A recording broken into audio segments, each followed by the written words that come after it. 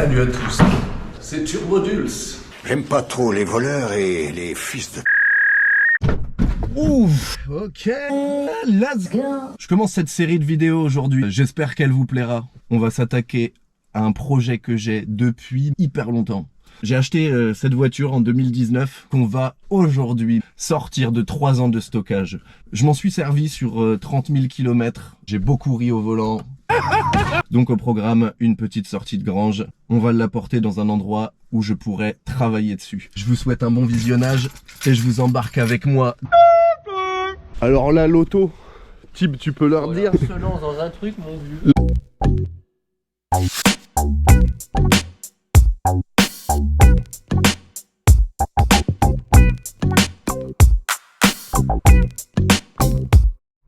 À tous les rageux qui disent que ma Golf 2 elle roule pas.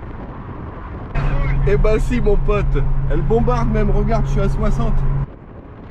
Tout doux. C'est bon. Maman la commande. Le sauveur, mesdames et messieurs, le sauveur. Projet merguez arrivé au bon port.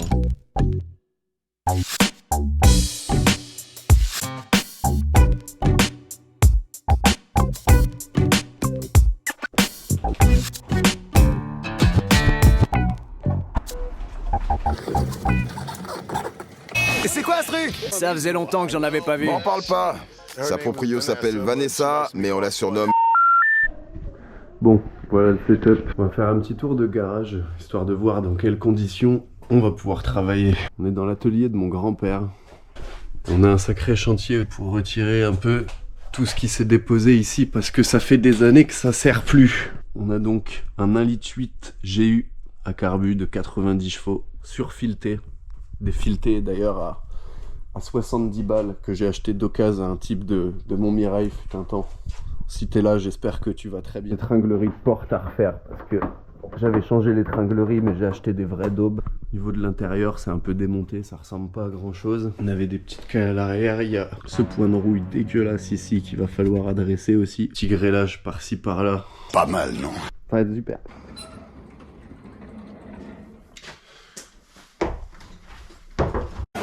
Oh mais qu'est-ce qu'il fait lui? J'ai fait ce plan avant, c'est pour ça que je me permets de poser cette chaise de camping sur ce capot, c'est que ça va mal. Sur cette piece of shit, on a une paire de trucs à faire, sachant que c'est une liste non exhaustive. On a le faisceau moteur à reprendre, les joints au moteur, je fasse l'embrayage. Voilà, peut-être si on fait de la prépa. J'ai la ligne d'échappement à reprendre aussi, pété à cause de péripéties de réglage carbu. Compliqué, des tas de choses que j'ai pas compris fut un temps. Bah t'es un con. Des arbres à cam sport, histoire de cracher un peu plus de chevaux. Mon pow, baby. Mon pow, baby. Passage du starter automatique au starter manuel, d'électricité, un peu de conneries comme ça. J'ai mon pote Tib, que vous verrez plus tôt dans la vidéo, qui m'a bien aidé, qui est un mec de compète que vous apprendrez à connaître au fil de cette série. Bienvenue sur mon front.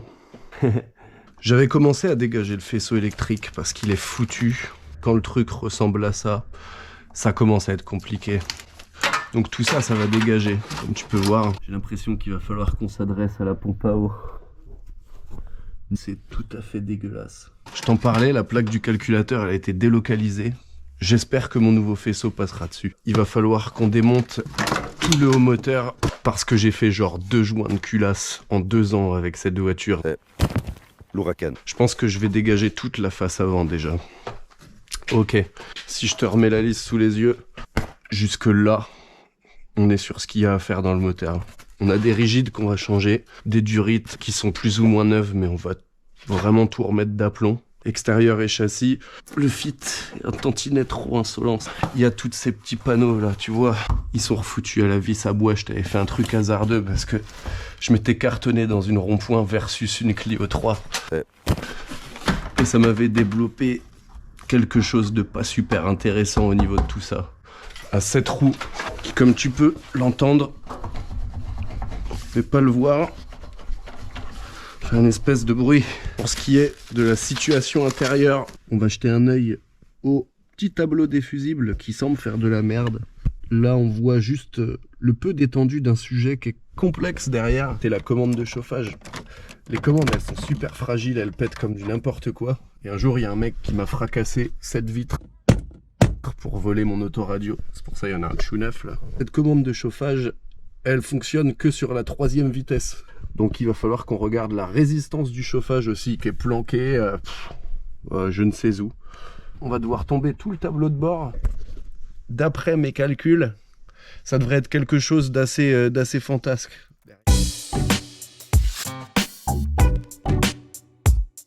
Bon, on a fini de démonter la face avant.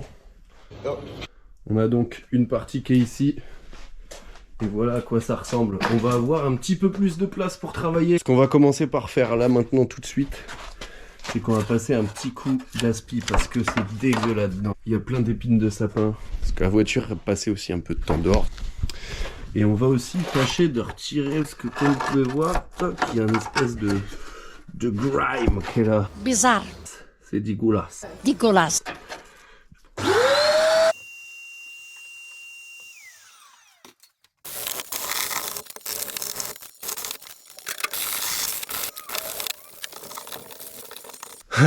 Vachement mieux. C'est un peu parti, mais c'est toujours... Dégueulasse. Va falloir que j'insiste un peu là-dessus. Ou peut-être qu'il y a des techniques un peu plus vénères. S'il y a des gens... c'est des gens qualifiés. Et c'est relou, ça fait des variations de lumière. Jour. Nuit. S'il y a des gens qui savent comment je peux retirer cette merde plus facilement, ainsi que comment éviter qu'il y ait des espèces de variations de lumière à la con quand t'es éclairé au néon, Je vous en prie, à la longue, ça devient casse-pied. eh ben j'en serais ravi. J'espère que vous avez kiffé. On se retrouve, pour moi c'est demain, pour vous plus tard. Pour la suite, on va attaquer la mécanique. Là on a fait des petits trucs, c'était graphique, c'était bien. On va rentrer dans du plus technique la prochaine fois. On aura Thibaut qui va être avec nous pour nous aider à avancer sur cette chose. Ça va être cool.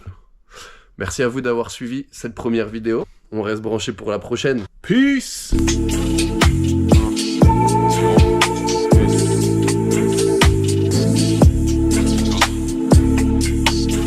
Le chat giran, tu connais ça. Garde toujours l'allure authentique. Ouais, j'amène ça.